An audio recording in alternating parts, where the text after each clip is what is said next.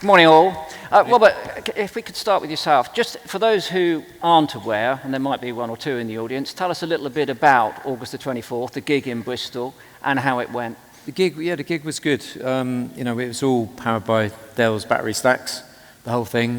We had Zenobē battery backup. We had Volta electric trucks that were moving batteries around the site to top up anything that needed topping up. We had everything was all vegan food, no meat on site. And all the toilets, the compostable toilets, the food waste management utensils, everything was managed by a greener future. So everything was we went with Dell's manifesto of energy, transport, and food effectively. And we're still waiting to see the actual data on that, to see how successful it was. But it was a bold attempt. Why did you do it? I mean, that's the fundamental question. And how did the idea start? I mean, I mentioned that you've been touring for years and you've taken on lots of causes. You always have done. You've spoken out about an enormous raft of political and social issues. But climate was clearly always there. Yeah, I think for all of us travelling musicians, it's something that it's a head scratcher. It always has been. And you can do so much offsetting and tree planting before you think, wait a minute, there's something not right here. And at the time, I'd been speaking to a friend of mine, an activist, Mark Dunn, who's the producer of this project. And it was actually around the time that Extinction Rebellion had started to, take climate activism to a whole new level. And we're like, we've got to do something different. We can't just carry on like we're doing. So what shall we do? And we had a conversation, and we suggested speaking to Carly at Tyndall and reaching out to Dale, because Dale had actually written a manifesto on energy, transport, and food. So. Yeah. Okay, so Carly, moving on, one of the first things that Robert did was reach out to you to conduct an audit, to produce a report, if you like, on the industry and its impact. In simple terms, what did you find? So we did a couple of things in that first bit of work. The first thing we did was looked at a proposed tour for Massive Attack, and we looked at, where could we squeeze emissions out of that. So we looked at sort of how much stuff they were moving about, how they were transporting themselves between different places. So that was kind of just for them, looking at what they could do, but we also made a super low carbon live music roadmap, trying to say actually, look, if the sector wanted to play a really active part in delivering the Paris Climate Agreement, what would that look like? What kind of targets would we set for that? And we really tried to, rather than say this is exactly what everyone should do, very quickly on kind of entering this new sector of live music, we know about carbon, but we didn't know about live music. We've had to learn and listen a lot about how things work. We felt like actually if you kind of set the targets, then there's so much creativity and kind of different ways of thinking about innovating and stuff that actually the answers for this are within the sector. So we set kind of this roadmap saying, look, for example, if you're doing an outdoor gig, either get yourself connected to the grid or try and get your power to match the grid intensity, because that's really ramping down. So if you're going to do something that isn't connecting up to the grid, how do you try and match that? And then people can come forward with kind of different ways of doing that. So in simple terms, talk us through a pie diagram in terms of, if an event's being put on, if a self-contained event is being put on, the pie diagram of its impact, how does it break down? Because one of the things that I read that's a significant part of the carbon footprint is people travelling to the gig. It's not those promoting it, it's not those performing it, it's those enjoying it. Yeah, sure. So, it varies a lot between different shows. And also, one of the things that we would love is if every one of these shows was reporting that data, which they're not at the moment. Some do, or some report parts of it. But you can't actually access it to see whether it's consistent across, every event and that kind of stuff. But you do still know that there's really big chunky bits. So you're totally right that audience travel can be the biggest part. But you also have to think about the control that different actors have, if you like, within that system. So you've got to sort out the stuff that you absolutely have control over. So like your power requirements, how much stuff you're moving about, how you're getting about. You've got to get those sorted out before you can really start properly engaging your audience on what you would like them to be doing. So I think it's that mix of where are the biggest areas of emissions, but also where can we demonstrate our leadership before we start also engaging people to kind of take their own, their own steps. But making it easy for people in those parts as well. So, that's one of the great things about the Bristol show, is trying to make it super easy for people to come on public transport so that it's just a really good part of the day in the show, and the whole package from when you leave your house to when you get back to it has worked really well. Yeah, well, some of the early tickets, well, the first tickets went out to people with local postcodes, didn't they? Yeah. To try and encourage people to come. And that's actually quite a simple objective to reach. You know, postcoding tickets in any gig environment is easy, really. Dale, so we heard, you know, it needs power. That's the first thing. Before you reach out to your audience, you were tasked to deliver power that couldn't fail. You can't get 30,000 people in a park in Bristol, sadly in the rain, to see a gig, and then it fizzles out. Yeah. How did you manage that? Well, I don't think it was difficult. There was a lot of anxiety about it, particularly on the day, I would say. But I wasn't worried at all. I mean, these are big batteries. It's not new technology. They've got no moving parts. If something's going to break and let you down, it's going to be something with moving parts that burns fuel, a generator. A solid-state battery, I never thought it was going to be a problem. There was also anxiety about having enough power through the course of, you know, the build-up and the day and that kind of stuff. And there were lots of smaller batteries around the site as well, powering the food stands and stuff like that. So there was twin anxiety. Will we have enough? And will it break down on the day? But I didn't have any of that anxiety. But Robert told me earlier you had 60% of the power left at the end of the day. You Yeah, could have done another gig. I kept saying the same thing. Run the numbers, right? Run the numbers. There's tons of power in there. Okay, so Robert, you've pulled it off, made the start, it went extremely well. How do you communicate that to the rest of your part of the industry? I mean, you've got this, you know, without pointing too many fingers, people like me were nagging Taylor Swift on her Era tour for her excessive use of private jets in a very public way. You're not all on the mobile phone to one another. You're essentially not one cohesive community. How do you get others within that space to take on board what you're doing? Well, idealistically, we get Carly to provide the data on the show, and then we use that data and we say, here's the data on our gig, here's how it was done. As Dale said, there was no issue with the power supply. There was very easy to work with rail network operators and bus operators and get the audience there in the best way possible. It's very easy to sort of like put on a vegan menu without the bottom line being affected by the promoters as well. I think there's a lot of sort of anxiety around that sort of stuff, which I think is unnecessary. So I'd like to think when the data is supplied, then we say, and we've shared the whole report with the whole of the sector, that there's no reason why no one can just look at that data. Okay, let's try it, let's do it. There's no real problem. It didn't really, of course, some of the challenges are actually exciting to sort of like take on, to be honest. You know, it's easy to keep doing the same thing. It's much more interesting to do things differently. And I think the publicity plays a role in that, if I can jump in. You know, other bands see the coverage that got, the excitement that created. And I mean, it caused an influx of calls to us about our batteries, for example. Suddenly, everybody can see that you can do things differently. You don't have to have diesel generators on site with the smell and the noise and that kind of stuff. And so I think the publicity itself encourages other people to get a little bit of FOMO, maybe, you know. And, you know, what was the feedback from the fans, if you like? I mean, from the audience point of view, I was mostly concerned with just delivering a good show. And I think, again, that the fact that you could get to the gig with a very simple transport system with shuttles and coaches and buses, but mainly that apart from the rain, which we can obviously manage, the power stayed on, the food was available, you get a drink and you go for a piss, you know, sorted. Okay. Basic necessities. Yeah. And I've got to get huge to the queues for the nitty-gritty. food. What about the bottom line, as it were? Because again, when I've reached out to, you know, musicians in the past, I've got to a certain tier of management who have basically said, there's no money in it, you know, we're not interested. Or on one occasion, nefariously, she simply isn't interested because she's really only interested in the money. So is it going to be affordable?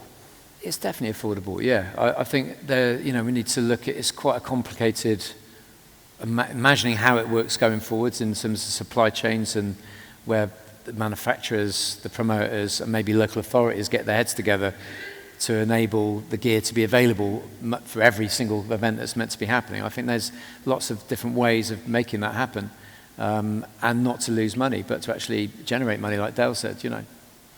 And Carly, can I ask you, what didn't work? Because obviously all of these things are trials and they're being tested, and we don't make progress without mistakes. So what needs to be improved? What were the hiccups that you encountered? Yeah, so I mean, we're still doing some of this analysis at the moment, but I mean, broadly, there wasn't something that was like, oh, that was a total disaster. And I don't know, in some ways, I mean, you might not agree with this, it might have been quite good if something hadn't worked, because one of the things we really want to do is share where stuff didn't work, and we could have demonstrated that we wanted to be transparent about that. But the power stuff, for example, it did all work, and the kind of, I think people that manage power on these sorts of sites, there's always stuff around, kind of hiccups that you've got to manage once you're actually on site and making it all happen. But nothing that was any sort of out of the ordinary stuff. I think a thing that we probably could get better on is around communicating around travel. And partly this is because, in the UK, you can't buy a train ticket more than 3 months in advance.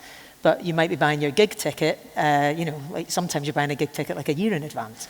So there's multiple points where you've got to communicate with people. So you bought your ticket, you maybe immediately get a sense of how you're going to get to the place that you're going. And we can't insert at that moment, here when you're thinking about that, buy the train ticket. So there had to be a separate communication about that. And it was new for people that you arrived, and if you showed your ticket, you got into a different bar, and the queues were shorter for the toilets and things like that. So I think that stuff worked really well, but there's maybe more on the kind of comm side of that, both on site and with the audience, just to make it like even better. Not that it didn't work, but I think if we're going to do those things more often, the audience will become more familiar with it. But just kind of telling people over and over and over again how this slightly new way of doing things is working. That is going to be one of the initiatives here in Liverpool, isn't it? There's going to be an integrated public transport and ticketing system, yeah, which I presume at some point might become mandatory. Yeah, I mean, that would be great, wouldn't it? And I think the great thing about that is that it can be done at the same time. So when people have been looking to buy their ticket, they can also do the transport thing at the same time. And that is a much easier kind of journey for the consumer, and it puts that option kind of right there. I think in Liverpool, you paid a little bit extra for that transport ticket. I would kind of like to play around with the idea of that it's part of the overall ticket, and if you choose not to use it, you're cross-subsidising the public transport option. But I think you'd also have to research that, whether it being included makes people less likely to use it. There's a sort of strange thing about how you attribute value there, so we'd have to kind of look at that. So we'll see how it works this time around, but it would be interesting to play around with that. It's just always part of what you get. If you come and see a show in Liverpool, your public transport is included, and it starts to be just what you expect. When you go to a show, you get there through public transport. We're talking sort of science here, empirical science. You're counting figures and calculating emissions. There's also a social science to this as well. And one of the things that you did necessarily, because 35% of global emissions are produced by agriculture, and we know that animal agriculture is the largest driver of biodiversity and is inherent with all sorts of other animal welfare, human health issues, is, as you mentioned, Robert, it was all vegan food. Dale, you're obviously an outspoken advocate, as I am, for this. How did that go down? How did all the fans receive the vegan food? And this is something that you've tried and tested at Forest Green Rovers. I mean, you bought a football team and said, forget the meat pies, you're on vegan pasties. Yeah, so I did. I rescued a football club, it's 14 years ago now, actually. And it was almost the first thing I bumped into that I couldn't live with was the food that was being served, and I made that change. And it's interesting because we've moved on a bit in 14 years, but back then we haven't moved on that much. Back then, fans of the club said to me, "You'll kill the club," right? And nobody will come to a game, and if they do come to a game, they won't eat any food. And I think there were fears about player performance as well. We got promoted twice. Our crowds have quadrupled, and our food sales have gone up tenfold, right? So we've kind of dispelled all of those myths, and our fans love the food, and people come just for the food. Fans of other clubs, they turn up all the time and say, I can't get anything at my club. I thought I'd come and try your food and that kind of stuff. Our fans have gone veggie, vegan. They buy electric cars. They buy solar panels. It's transformed our fans, which showed me the power of sport actually to reach people and get them to change how they live their lives and play their part. And so fast forward to the gig on the Downs, I would say the first resistance we met was with I'm going to call it the organisation, of the gig itself. It was fear that there'd be a commercially negative outcome if there was only plant-based food, because people wouldn't buy it. It was that same old thing. People won't buy the food. And I don't know if you saw the queues on the day, but they were epic. The queues for the food were just incredible. They reached from one side of the arena to the other. And I think fundamentally there just weren't enough food trucks there, but there was no reluctance to eat plant-based food. So, I'd say it went down really well. There's still that's one of the fears, I think, of making these changes. And just to say at the beginning, Rob mentioned energy, transport, and food a couple of times, just to explain to the audience that we've had that focus at EcoDrizzy for a couple of decades now, when we discovered that those three things, those three areas of life are responsible for 80% of all of our carbon emissions, personally, as companies, as whole countries. It's about how we power ourselves, how we travel, and what we eat, and that's why that's the focus here. And it goes to Carly's point that you've got to focus on what you can deal with, and those big three, it makes sense to me. Tackle those big three, worry about the other 20% later. Yeah. Robert, what next? When you think about the large festivals, you've got things like Glastonbury. You walk around the back, there's banks of diesel generators. A couple of years ago I was at Latitude. I think that's run by Festival Republic, which run quite a lot of these. That was sponsored by Barclays, who are investing significantly still in fossil fuels and weapons. I called them out on stage. I've never been invited back. You have famously, You've famously just cancelled gigs based upon political and social conscience. How do we get those people to move? Is it through the fans, or is it through within the industry? I think it's both. I think the fans will demand that the artists start to stand up and make their voices felt and heard, because they have the power over the promoters in that sense to not turn up at a gig, not to participate, which we, as you point out, we've done many times. And we also helped, speaking of Barclays, we supported the artists that said they would support the boycott, when a lot of them were afraid of doing that. So we had to stand up and say, look, you should do this, it's the right thing to do. And help Barclays eventually were removed from about 4 or 5 different festivals, which was the right thing to do for all the reasons you've mentioned. I think it's down to the artists have that power. I think there's always been this sense that obviously the promoters have the greater power and the wealth to implement most of the things we're talking about here, and there has to be that cooperation between the artist and the promoter, because the audience wants to go to the right festival. I think there's been this kind of this trend in what you might call the festival industrial complex, where everything has to be available to everybody. It has to be a sort of a product which appeals to every single type of audience member, everything, all at once, all now. And it means it creates a kind of exponential growth, which isn't, as we know, doesn't work. We need to start thinking about the principles that Carly points out in the report. And that even starts with the artist, where you think, well, how do we design a show which uses less emissions? How do we take less stuff with us? How do we design a show which is really provocative and engaging and is entertainment, but doesn't need to have 8, 9, 10 trucks? And I think that principle, that belongs to the artist. That's the power we have, and that's our responsibility. And are you noticing a change? I mean, look, you're 4 years younger than me, so I'm going to call us old, if you don't mind. I'm with you, mate. Yeah, so, I mentioned that so you don't take it as an insult. But what about younger bands? I mean, we talk about younger people. We had Dominique on stage. We know that they are very gravely concerned about their future. Are they showing a trend to stand up and be counted and call the shots over the promoters? I think so. I think we're seeing a bit of a change now, where people don't just accept what's presented to them. I think it's very easy when we look at a sort of like a program of gigs, for instance, where the first thing we do is look at every single festival and look at all the sponsors, and we say, well, are these sponsors, should they be on this program?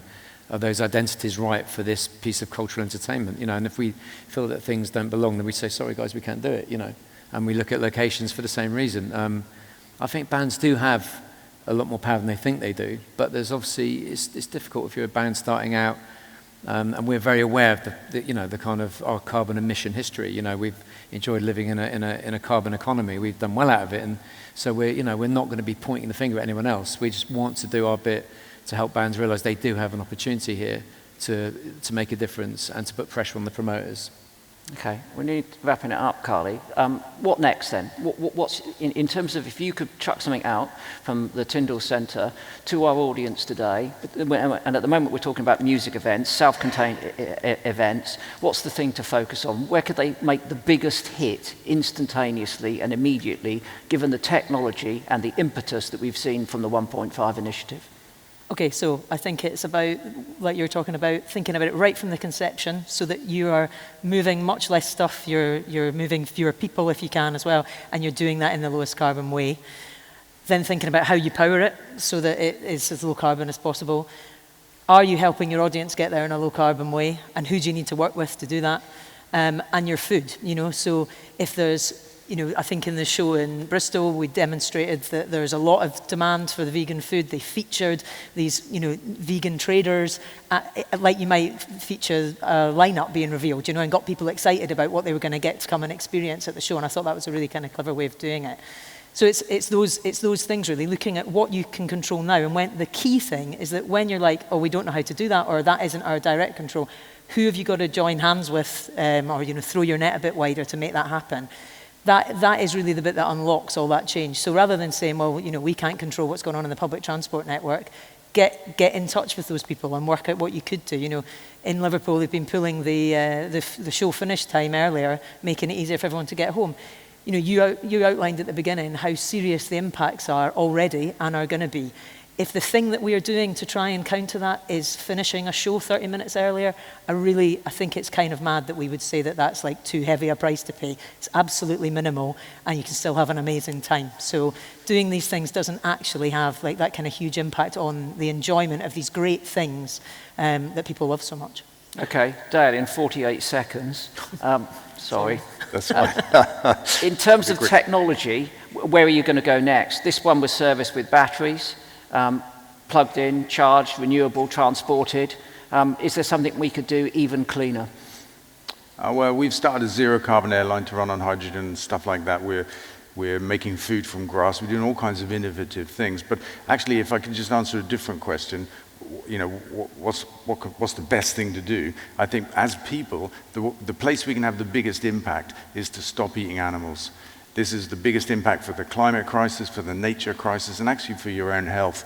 And I think for gigs, I would say, and events, in the background, everything's changing. We'll be at 100% green on the grid, more or less, by 2030. That's happening. We don't have to sweat that. Transport's changing. Electric vehicles, buses, cars, trains, planes, they're all coming. We don't have to sweat that. But events and gigs, if they went plant-based, that's the biggest single thing they can do right now to have the biggest impact. And it will cost nothing. Okay, so it's a good takeout for everyone here.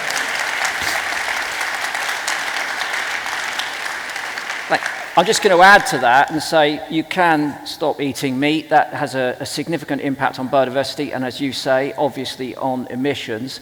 There is one bigger thing you can do, actually, to reduce your emissions, and that's not have children.